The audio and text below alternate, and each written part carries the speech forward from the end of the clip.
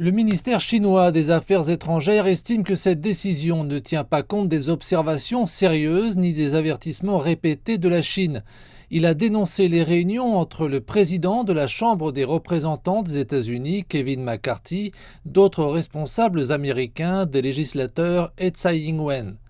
Selon le ministère, il s'agit essentiellement d'une action des États-Unis auprès de Taïwan visant à obtenir l'indépendance de Taïwan sous couvert d'un transit. La Chine souligne que le principe d'une seule Chine est un consensus dominant de la communauté internationale, une norme fondamentale dans les relations internationales et le fondement des relations diplomatiques entre la Chine et les États-Unis.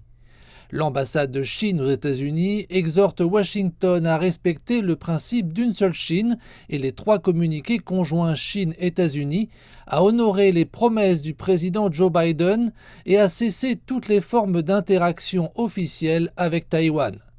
La Chine rappelle que la question de Taïwan est essentielle pour ses intérêts fondamentaux et constitue la première ligne rouge à ne pas franchir dans les relations sino-américaines.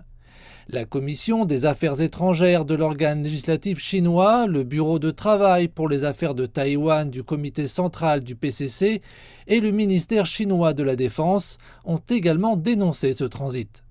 La Chine affirme que Tsai Ing-wen a soutenu et encouragé la rhétorique et les activités séparatistes en faveur de l'indépendance de Taïwan, mettant ainsi les relations entre les 2 rives du détroit dans une situation très difficile.